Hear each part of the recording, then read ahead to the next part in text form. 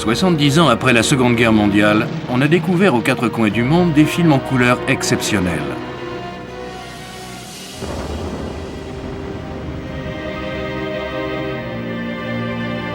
Accompagnés par les lettres et les journaux intimes de Britanniques ordinaires de l'époque, ils apportent un regard nouveau sur le conflit qui a façonné le XXe siècle.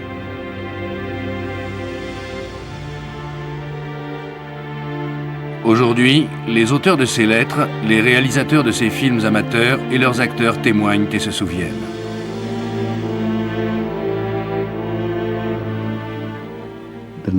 Les cauchemars vinrent et je me trouvais à nouveau dans l'eau, me débattant pour me dégager, remontant à la surface dans une mer rouge de sang.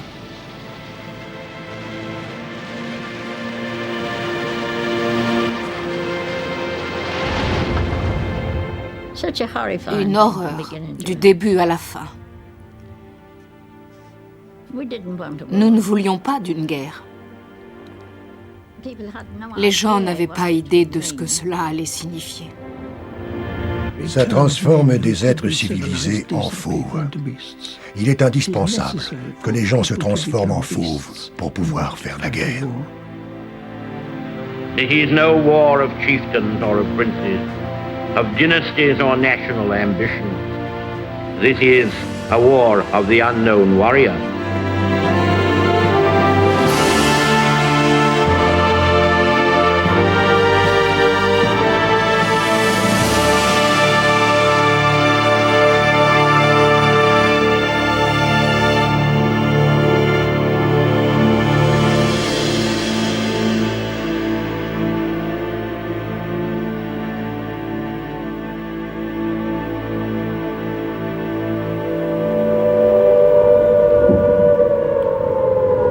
Peu après l'annonce de la guerre, les sirènes se mirent à mugir à travers Londres.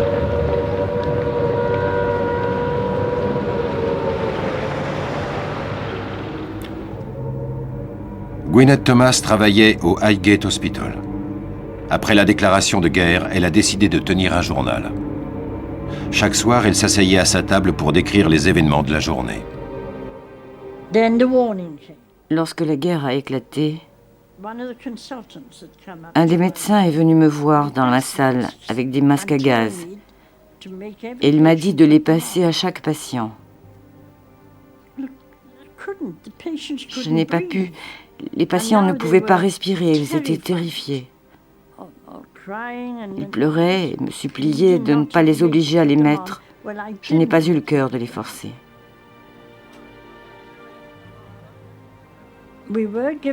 On nous a proposé de quitter Londres dès le début de la guerre. Je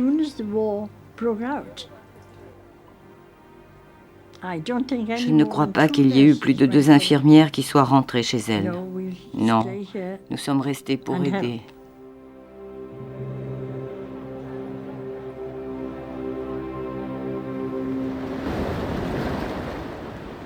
Hugh Boone, d'Upminster dans l'Essex, était pacifiste avant la guerre. Mais en octobre 1939, il décida de s'engager. Je trouvais qu'il fallait le faire, que je faisais la bonne chose, la seule chose qu'il y avait à faire. Étant ce que je suis, je ne pouvais pas rester à l'écart. Aussi mauvais et affreux que cela puisse être, je ne pouvais pas rester à l'écart et faire semblant d'être différent ou meilleur ou quoi que ce soit. Je devais en être. Quand on s'entraîne au maniement de la baïonnette, on vous apprend à crier et à jurer et à foncer dans la cible et à enfoncer la baïonnette dans le sac de toutes ses forces. Pousser en avant, la retirer, piétiner le corps à terre. On vous apprend à devenir dingue. On ne peut combattre que si l'on est dingue, si l'on a perdu la tête et qu'on est fou de rage et qu'on hurle. Fils d'un mineur de fond, Ken Oakley avait 18 ans quand il s'est engagé en janvier 1940. On nous a demandé de faire des choses folles, là-dessus il n'y a pas de doute. Mais le fin mot de l'affaire, c'est qu'on ne pouvait pas laisser Hitler continuer. Sinon, nous serions tous sous sa coupe. Que faire quand on se retrouve au combat? Si je me retrouvais face à face avec un type en train d'attaquer ma femme ou mes enfants et que j'ai un fusil dans les mains, je l'abattrais, sans la moindre hésitation. Avant-guerre, Malcolm et Jenny Sisson travaillaient pour la compagnie d'assurance provinciale de Kendall, en Cambria. On n'avait pas les moyens de se marier avec les salaires que nous avions à la compagnie d'assurance. Nous essayions d'économiser, et quand la guerre a éclaté, tu t'es mis à gagner plus. Oui, c'est sûr. Pas beaucoup plus, mais c'était suffisant à l'époque.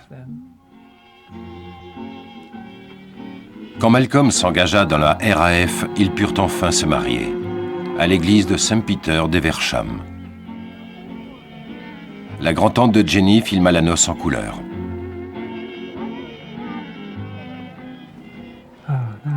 Que c'est agréable de revoir ce film près de 60 ans plus tard. Oui, regarde les roses. Et voilà ton père. Oui, nos petites demoiselles d'honneur. Et voici Jim. Ah oui. Voici une belle image de ces deux-là, non? Jean, on a du mal à imaginer qu'elle est grand-mère aujourd'hui. Oui, quel mal tu avais eu pour avoir des fleurs. C'était rare en temps de guerre, presque tout était rationné. Je me suis fait ma robe de mariée moi-même. Ma mère m'a aidée. Elle a fait toutes les boutonnières sur les manches. Après, je l'ai louée à 2 amies qui se sont toutes les 2 mariées dans ma robe. Nous voilà, prêts pour notre lune de miel. On voit bien mes dents, non? Nous avons l'air très heureux. Oui, tout comme aujourd'hui. Nous sommes toujours Aussi amoureux. que jamais. Autant qu'au premier jour. Après tant d'années.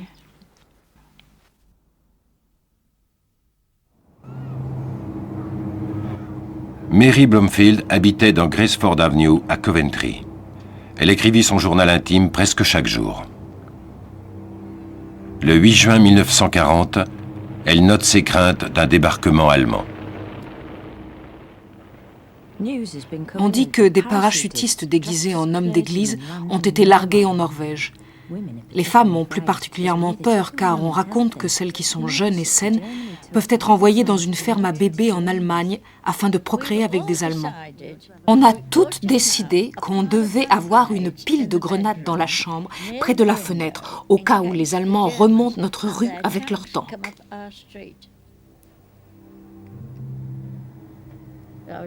Je venais d'avoir 25 ans et on se demandait ce qu'on ferait si ces soldats débarquaient un jour. On avait peur de ce qui arriverait. Comment se défendre à la maison? Alors j'avais imaginé ça. Je me suis dit qu'une confrontation directe ne mènerait nulle part et qu'il fallait donc jouer la duplicité et se montrer amical. Et je me suis dit que c'était ce que je ferais. Je dirais, mon pauvre garçon, comme tu as l'air fatigué, assieds-toi, je vais te préparer une bonne tasse de thé. Alors j'aurais mis quelque chose dedans, vous voyez, et il s'endormirait, il ne se réveillerait plus. Bien sûr, je n'avais pas tenu compte du fait que les autres Allemands viendraient le chercher et qu'ils voudraient savoir comment il était mort. Et alors, bien sûr, je ne sais pas comment cela aurait tourné pour moi. Je ne sais pas ce qui se serait passé. Je n'avais pas de poison, d'ailleurs. Je crois que j'aurais mis le produit qu'on met dans l'adoucisseur d'eau ou quelque chose.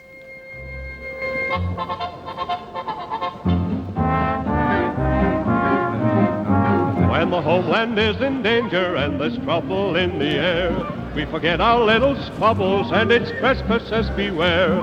All the nation is here. À l'été 40, un enfant de chœur de 17 ans rejoint la garde civile du Lincolnshire, Norris Liddell. Sa section fut filmée en couleur par un caméraman amateur de la région, Vernon Clark. Voilà ma section. Là, c'est moi. 3e m'a compté du haut.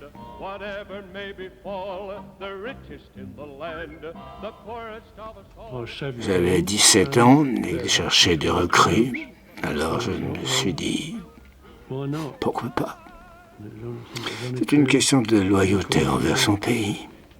de faire un effort. Ça, c'est l'exercice du lancer de grenade. J'étais terrifié la première fois que j'ai tenu une grenade à la main. C'était effrayant de se dire que ce qu'on tient à la main peut sauter à tout moment. Quelques semaines plus tôt, un gars qui était dans la tranchée avait laissé tomber la sienne. Et comme il n'avait pas eu le temps de s'enfuir, il avait sauté avec. On peut se demander ce qui se serait passé si les Allemands avaient débarqué. Je ne crois pas que nous aurions fait grand-chose.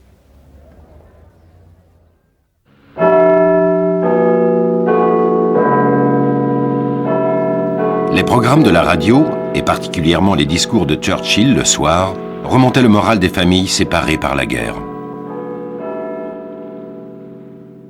À 9h chaque soir, le carillon de Big Ben précédait le bulletin d'information de 21h.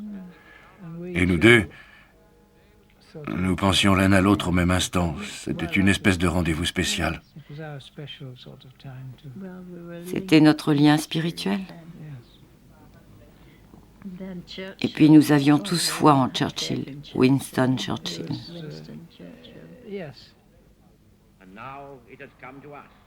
Oui, c'était l'homme qu'il fallait, quand il fallait, là où il fallait.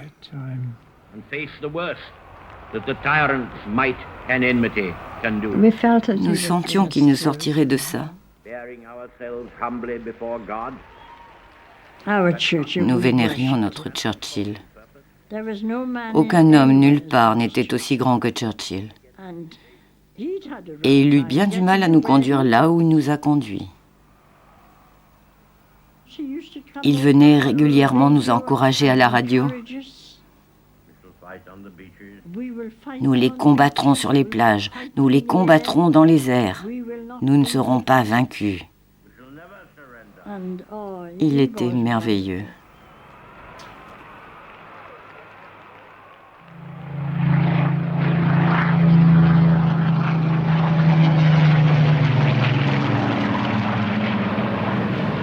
Tout au long de l'été, l'infirmière Gwyneth Thomas suivit les pilotes de chasse de la RAF qui combattaient au-dessus de sa tête.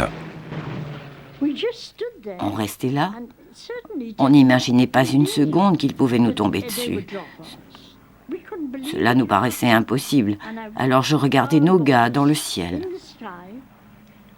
Et les Allemands arrivaient et ils se battaient. On aurait cru assister à un match de foot. On criait. C'est ça les gars, allez-y, descendez-les, descendez-les. Alors qu'ils pouvaient mourir à tout instant.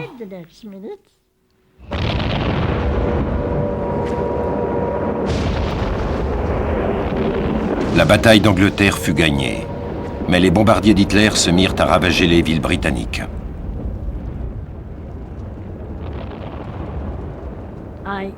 J'étais totalement pétrifiée. Je tremblais des pieds à la tête. J'essayais de réfléchir à la meilleure chose à faire, me glisser sous le lit, je me suis dit. Puis j'ai levé les yeux et j'ai vu les ressorts. Pas question de me faire transpercer par ça. Alors je suis retournée sur la couchette du couloir.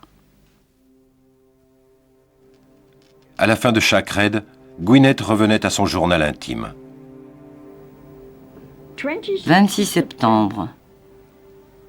Dieu soit loué, nous sommes toujours là. Il semble s'approcher davantage chaque nuit. 3 pompiers ont été gravement touchés. 2 étaient en poste à l'hôpital jusqu'au mois dernier. Bill, comme tout le monde l'appelle, était l'un des 2. Cela vous glace le sang quand quelqu'un que vous connaissez est touché. Nous commençons à voir les résultats de la folie d'Hitler.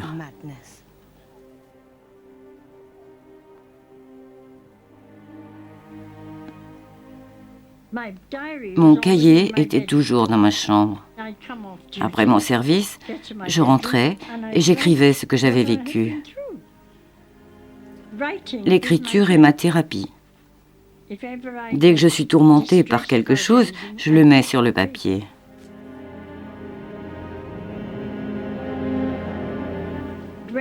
Quand on me demande si j'étais effrayée, je dis qu'on était dans un état de choc spécial.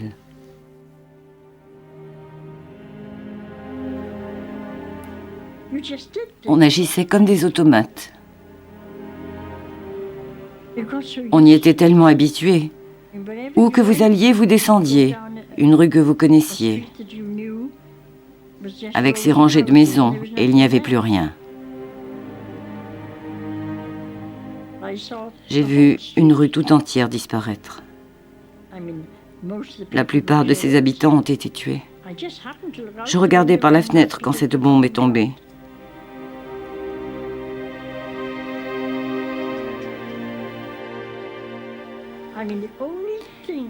La seule chose que j'espérais, c'était de ne pas être enterrée vivante.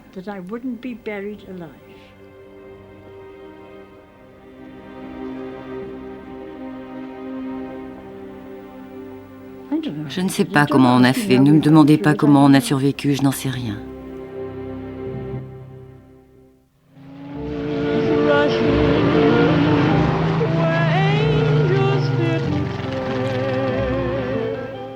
C'était un avion magnifique. Je doute que vous trouviez quelque part dans le monde un ancien pilote de Spitfire dont le regard ne se fiche pas et qui ne se plonge pas dans ses pensées à la seule mention du nom. C'était un appareil formidable à piloter.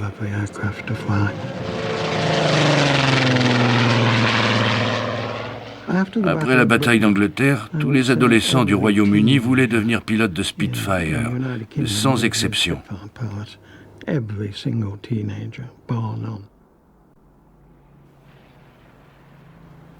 Dès qu'il eut 17 ans, Kees Legg quitta Liverpool pour rejoindre la RAF. Je me suis présenté tout seul au sergent-chef. Il ne m'a pas vraiment regardé comme si j'étais le don du ciel que la RAF attendait, mais il m'a envoyé passer un examen médical et un test de sélection. Kees alla suivre sa formation aux États-Unis.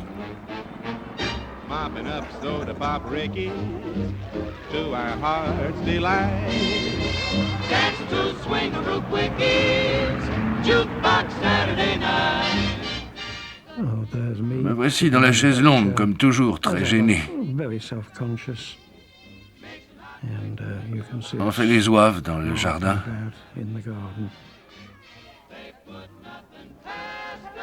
Kees et les autres pilotes de la RAF passaient leur week-end dans une famille d'accueil. Monsieur et Madame Hall de Tulsa, dans l'Oklahoma. Ils ont filmé les jeunes Anglais en couleur. C'était la découverte d'un nouveau monde.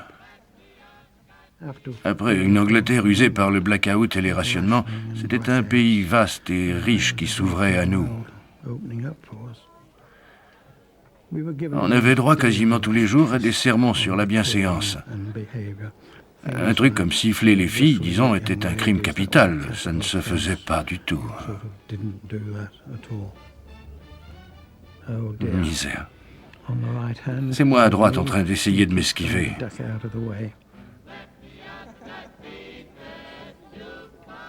Je ne crois pas que j'étais du bois dont on fait les stars de cinéma.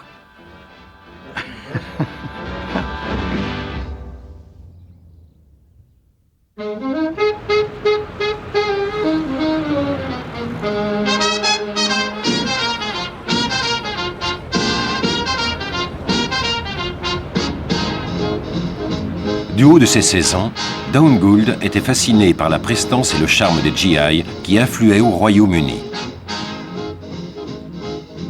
Elle notait quotidiennement ses impressions dans ses carnets intimes. Je suis allée au Bellevue hier soir.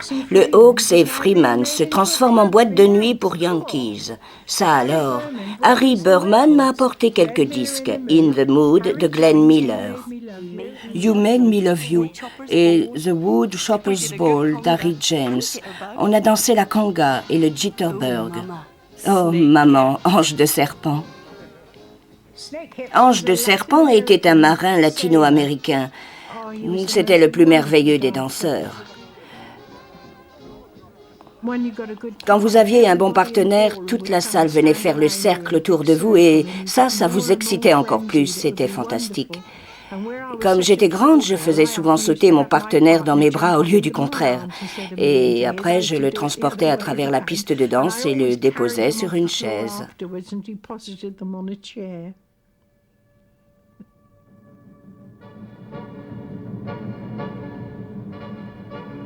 He was a famous trumpet man from out Chicago way.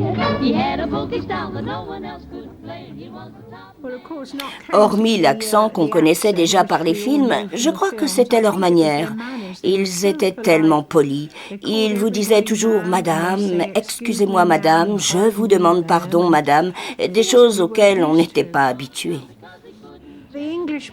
Les uniformes anglais étaient très rêches, parfois imprégnés d'un produit ignifugeant qui sentait affreusement le soufre.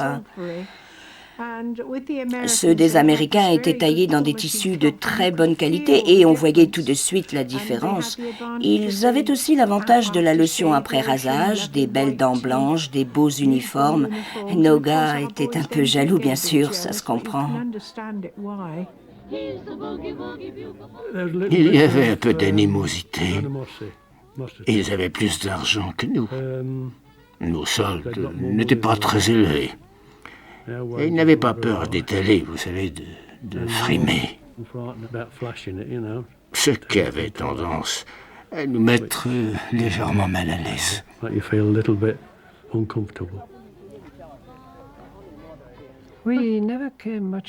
On n'a jamais eu tellement de contact avec les familles. Les soldats américains, si. Mais en effet, je crois qu'il y avait une tendance à assouplir les critères moraux de l'époque. Je crois que c'était la mentalité américaine. Vous étiez soit la fille facile, soit la fille d'à côté ou celle avec laquelle sa sœur va en classe, vous voyez. Il y avait les filles bien et les filles pas bien. Ce qui me paraît une excellente façon de voir. Ce ne serait plus pareil aujourd'hui, bien sûr. Elles couchent toutes, non? On avait tendance à attendre jusqu'au mariage pour avoir des rapports complets. C'était notre cas.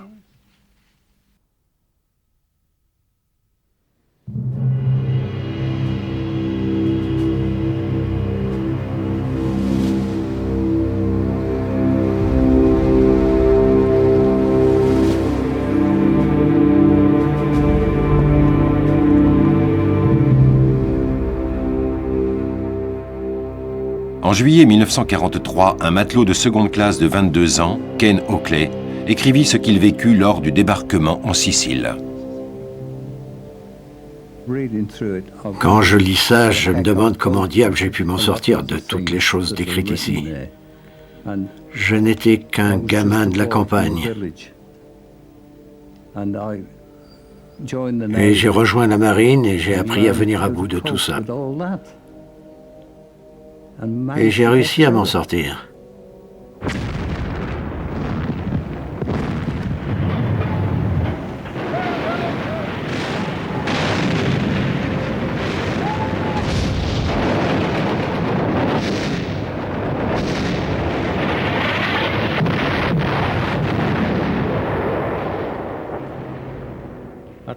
Enfin, l'ordre retentit. Barge à la mer. Nous étions partis. Sous les rafales ennemies, passant au-dessus d'elles. Ta-ta-ta-ta, nos mitrailleuses commencèrent à parler. Puis un raclement. Abaisser la passerelle, et nous étions arrivés. Un sapeur se mit à pleurer, à supplier, à s'accrocher au caillebotis, jurant qu'il ne pouvait pas bouger. On l'a soulevé, ses nerfs avaient lâché. Le gémissement strident des balles nous fit accélérer. Puis elle tomba.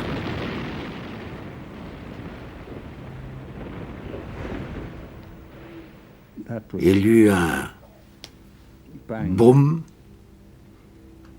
et je me retrouvai dans l'eau, entraîné par le fond.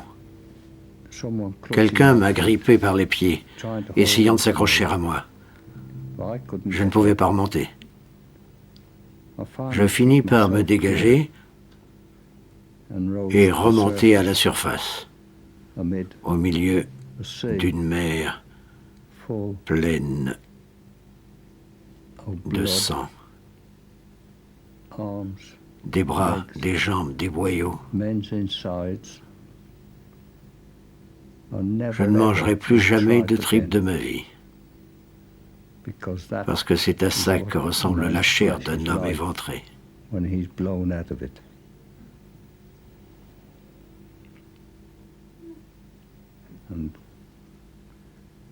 Et après bien des efforts, j'ai fini par atteindre la plage où je me suis évanoui. Quand je suis revenu à moi, j'entendis « Oh mon Dieu, sauvez-moi, sauvez-moi. Oh mon Dieu, aidez-moi, sauvez-moi. »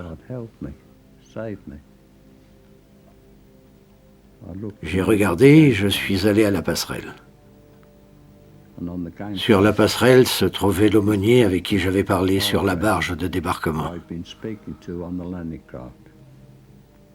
Il avait perdu ses jambes et il appelait à l'aide. Son Dieu m'avait envoyé à lui et je le portais de la passerelle à la plage où je m'étais effondré. Je le laissai là pour qu'il reçoive les premiers soins. Puis je partis faire mon travail.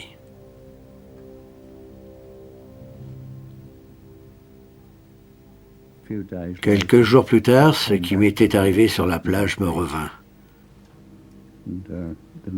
Les cauchemars vinrent et je me trouvais à nouveau dans l'eau, me débattant pour me dégager, remontant à la surface dans une mer rouge de sang.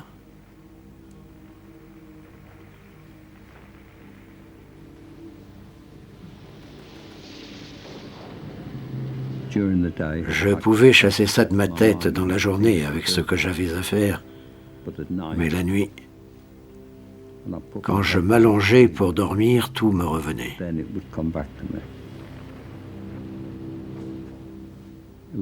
Plus tard, je réussis à acheter un calepin sur lequel j'écrivis le récit complet de ce qui s'était passé.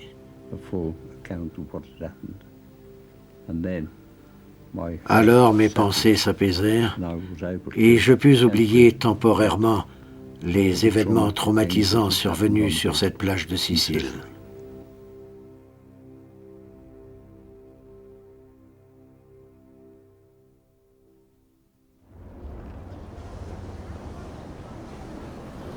En mai 1943, Harry Porter, du 8e régiment de Belfast de défense antiaérienne, arriva en Inde. On avait passé 6 semaines à bord. Et quand on descendit du navire à Bombay, on nous accorda une permission de 2 jours. Je remontais une des principales artères commerçantes. Il y avait une boutique du nom d'Eastman Kodak, dont j'avais jamais entendu parler. J'ai regardé l'aventure, et tout juste arrivé des États-Unis, il y avait une de ces jolies petites caméras de 25 cm sur 12 avec un stock de films en couleur. Je ne savais même pas que j'existais. Harry acheta caméras et films en couleur avant que son régiment ne s'embarque pour un voyage de 800 km jusqu'en Birmanie.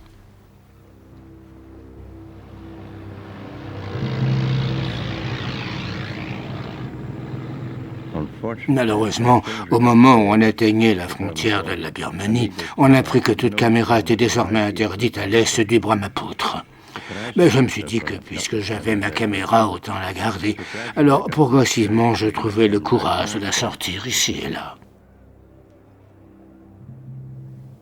Il avait été décrété qu'on devait apprendre l'autodéfense et l'art de tuer sans bruit.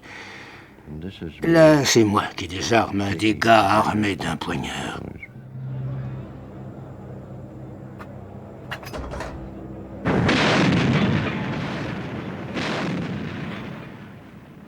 Notre objectif immédiat était les Japonais devant nous.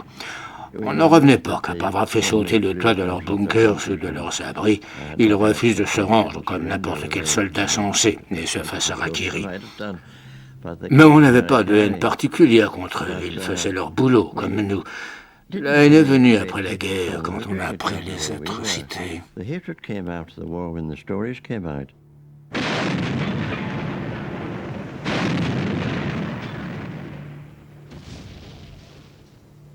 Je dirais que notre principal problème en Birmanie était les 3 M. Le moral, la malaria et le 3e, le mousson.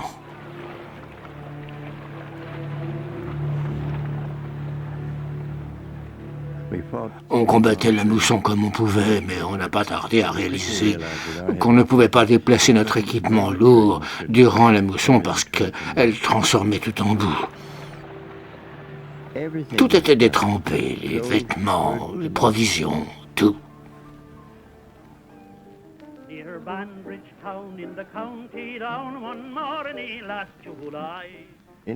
Au cours des 3 années que nous avons passées en Birmanie, nous n'avons vu qu'un seul concert des armées. Alors, nous devions bricoler nos spectacles nous-mêmes. Là, ce sont les soldats déguisés. Je ne leur ai pas demandé où ils ont eu leur robe. Ça fait bébête aujourd'hui, mais pour nous, c'était très amusant. On riait à se décrocher la mâchoire. On n'avait pas vu de femme depuis plus de 3 ans. Vous comprenez bien que le moindre divertissement était le bienvenu.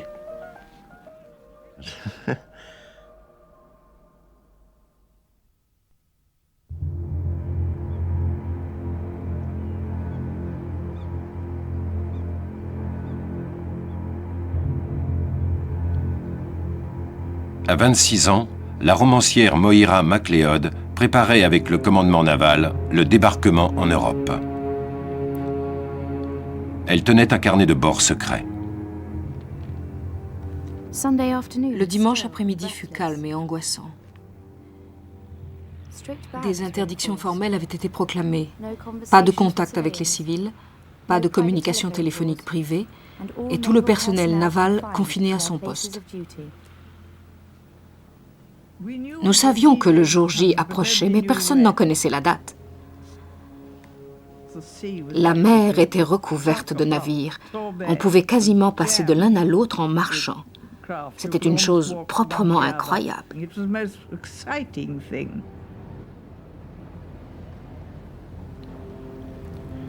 3 semaines avant le jour J, Don Gould s'était fiancé à un GI.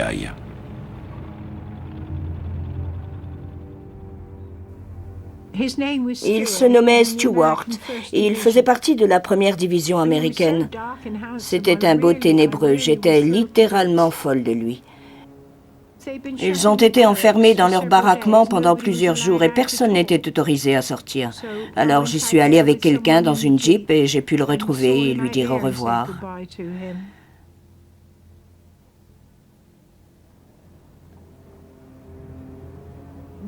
Je n'ai pas pu le voir de près. Je lui ai fait signe et dit au revoir à travers les barbelés.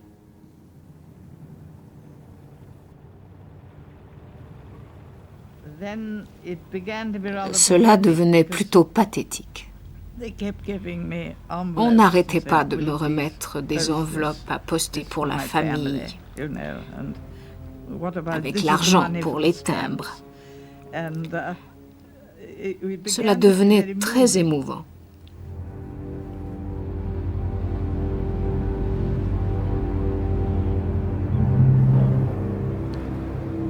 À bord du HMS Glenern, le lieutenant Hugh Bone était prêt pour sa première opération. On était un peu comme une mère sur le point d'accoucher. On était impatients. On embarqua sur le navire, mais le départ fut retardé de 24 heures. Alors on resta à bord. Il y avait du soleil. J'ai fini par m'installer dans un petit bateau amarré après le nôtre et à m'assoupir. On sentait tous que l'heure était venue et on était excités parce que la première opération, c'est toujours excitant.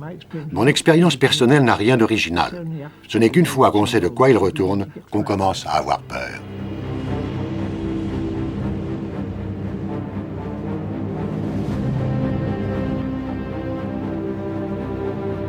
L'armada était rassemblée dans la Manche.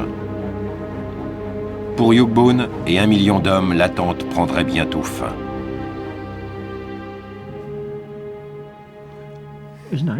Il faisait nuit. On était tous sur des charbons ardents. Je n'ai pas remarqué un soldat qui ne partageait pas mon excitation. Je suis allé me coucher. Sur le bâtiment Orontes se trouvait Ken Hockley des commandos de la Royal Navy. Il s'était tout juste écoulé une année depuis son débarquement en Sicile. La veille, l'officier supérieur chargé de nous gonfler à bloc nous avait dit « Beaucoup d'entre vous ne survivront pas à la première vague d'assaut. Certains survivront peut-être à la seconde. Mais ne vous en faites pas, on passera sur vos corps jusqu'à ce que la plage soit à nous.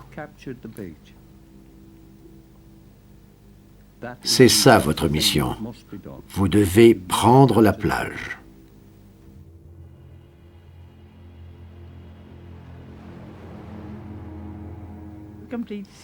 Un silence complet s'abattit, comme un vide. Tout était calme, très calme. Nous avions fait tout ce que nous pouvions faire. Alors nous nous sommes arrêtés pour écouter et nous avons entendu boum, boum, boum, les canons tirés au loin, sur la France. Le plus grand débarquement naval de l'histoire venait de commencer.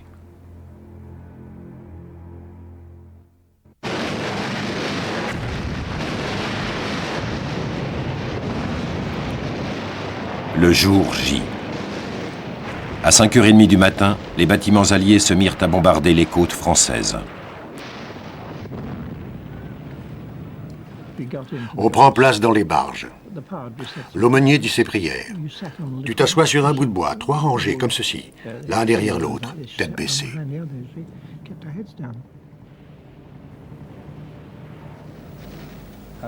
En montant à bord du canot, on entendait les obus énormes que tiraient les cuirassiers. C'était terrifiant, ces obus d'1 tonne qui passaient au-dessus de la tête en sifflant.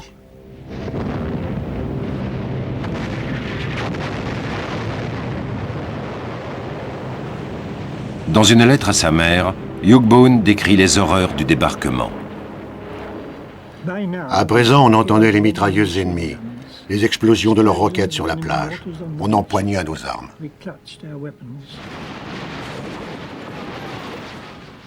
C'était l'instant de vérité. Ça tombait tout près de nous, des gars étaient touchés. Certains étaient morts, d'autres se débattaient pour sortir de l'eau. On ne pouvait pas les aider.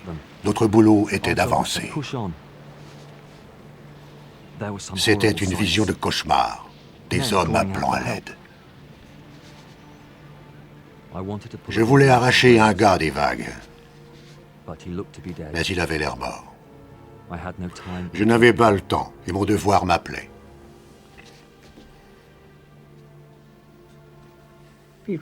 Les soldats étaient touchés. La barge à côté de nous l'a été. Quand on a abaissé la rampe, les balles se sont mises à pleuvoir. Notre aumônier a été blessé, le médecin tué. On nous avait ordonné de façon catégorique de ne pas porter la moindre assistance aux blessés. Notre travail était de traverser la plage et de nous emparer de notre objectif et de laisser la place aux autres qui nous suivaient. Ça se présentait très très mal quand on a débarqué. Quand on entend les balles siffler autour de soi, on se dit qu'il s'agit de se mettre à l'abri et d'essayer de faire quelque chose. Faut trouver d'où ça vient et voir s'il y a moyen d'attaquer. Voir si on peut les descendre avec son arme. J'ai réalisé que les obus tombaient sur nous et qu'il n'y avait rien à faire. Alors la peur m'a pris. C'était un spectacle de dévastation, des cadavres partout. Dans tous les coins, des gars hurlant à l'aide.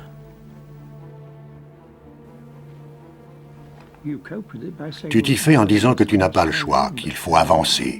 Mais à chaque fois qu'un truc tombe près de toi, la peur monte d'un cran. Un sergent a été blessé juste à côté de moi. Il avait été touché à l'épaule et il était très pâle. Il me parlait d'écrire à sa mère, mais je l'ai pris par la taille. Je lui ai collé mon paquet de pansements. Je me suis occupé de lui, quoi. On fait ce genre de choses qu'on n'aurait peut-être jamais réussi à apprendre. Il m'aurait peut-être fallu du temps pour savoir prendre un type par la taille. Mais là, je l'ai fait.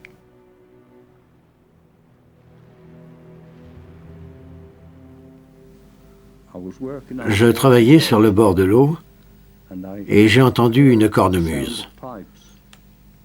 Je n'en croyais pas mes oreilles. Jusqu'à ce que je regarde à droite et que je vois ce joueur de cornemuse avancer en kilt, jouant comme s'il était dans un défilé, à Londres.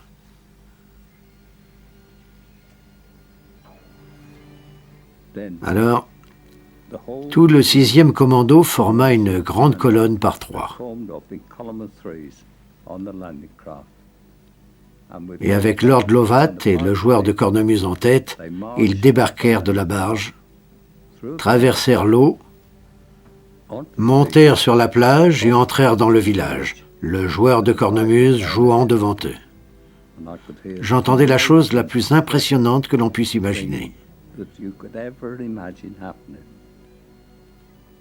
C'était incroyable. Il avait un sacré cran pour marcher au pas en jouant de la cornemuse.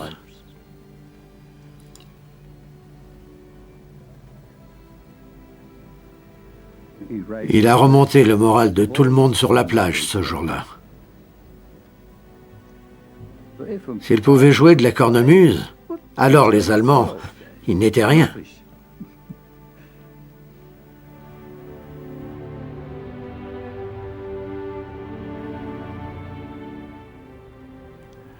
Un de nos bidas s'amène avec sa mitraillette et il voit un groupe d'Allemands qui revenaient les mains derrière la tête. Ils venaient d'être faits prisonniers, ils n'étaient que 7 ou 8. Mais il venait de perdre son meilleur ami. Alors il tourna sa mitraillette sur eux et les abattit tous. C'était la rage, un excès de folie. Il ne l'aurait jamais fait s'il avait réfléchi ou attendu une seconde. Mais dans l'agitation du moment, ce genre de choses était possible. Nous étions tous des victimes de guerre.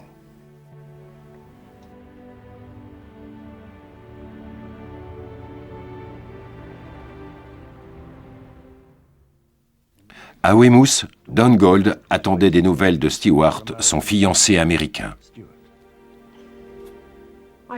J'ai eu 2-3 fois de ces nouvelles, puis j'ai reçu un paquet de mes lettres, toutes attachées ensemble avec la mention « Décédé, retour à l'envoyeur ». Alors j'ai écrit à ses sœurs qui m'ont dit qu'il avait été tué, mais qu'elles ignoraient où. N'étant ni sa femme ni un parent proche comme ses sœurs, je n'avais pas eu droit à un courrier officiel, on m'avait simplement renvoyé mes lettres.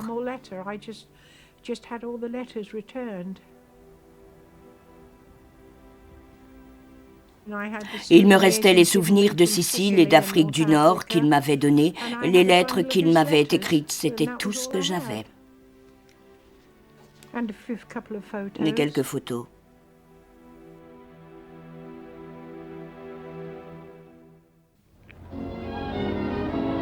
La fin de la guerre en Europe a été officiellement annoncée à 15h par Sir Winston Churchill au cours d'une allocution radiodiffusée du 10 Downing Street.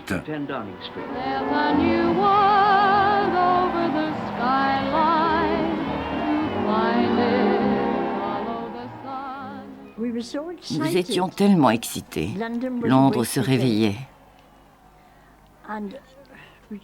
Les gens n'arrêtaient pas de s'interpeller. C'est fini, c'est fini, c'est fini. Dieu merci, c'est fini. N'est-ce pas merveilleux d'être libre et de pouvoir sortir ?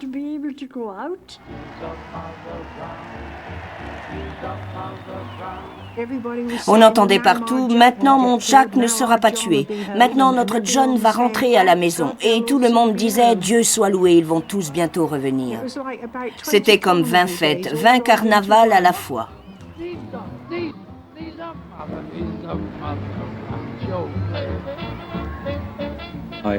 J'avais un très très grand drapeau blanc que j'avais rapporté et on l'a déployé devant la maison. Et c'était vraiment quelque chose. C'était merveilleux. Cela durait depuis si longtemps, on était tellement habitués à la guerre. On croyait qu'elle ne finirait jamais. Elle avait duré de mes 21 à mes 27 ans. C'est beaucoup dans une vie. Le jour de la victoire en Europe puis au Japon, je ne les ai pas vus. C'est étrange, mais ce que j'en ai su, c'est après, par les actualités.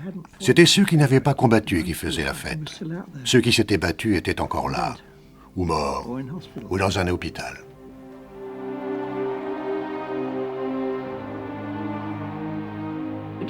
C'était comme une longue histoire d'horreur qui se terminait.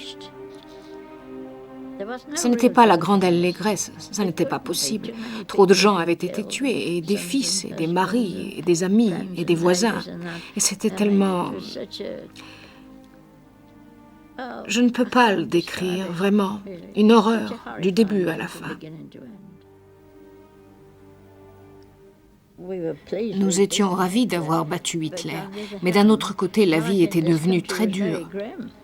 Les restrictions étaient encore plus sévères après la guerre que pendant.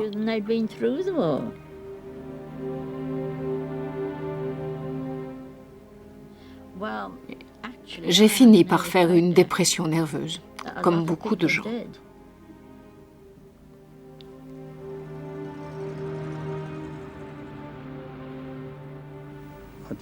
Je ne me suis pas trop laissé ronger par toutes les horreurs que j'avais connues. Je me suis efforcé de penser davantage à l'avenir, à ce qu'il nous réservait et à ce que nous en ferions.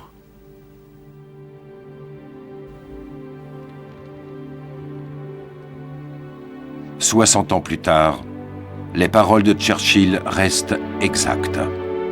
Ce n'était ni une guerre de chefs, ni une guerre de princes. C'était une guerre de peuple et de cause. Une guerre de combattants inconnus.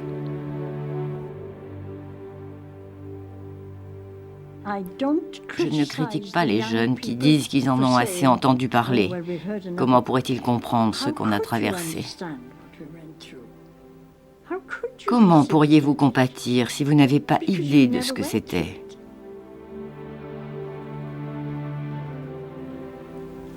Je me sens très reconnaissant d'avoir été choisi pour survivre à ces événements tragiques. Cela m'a aidé tout au long de ma vie.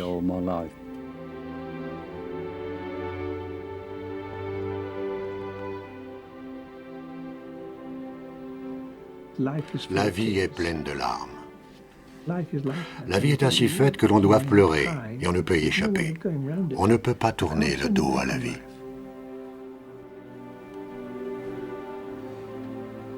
On a perdu 6 ans. Mais qu'est-ce que 6 années? Tout va si vite. Ça vous fait prendre conscience que le temps file horriblement vite et qu'il faut vivre pleinement la moindre minute. Les choses pourraient aller mieux dans un monde idéal. Tout pourrait aller mieux. Mais le monde n'est pas parfait. Nous sommes très heureux. Vraiment.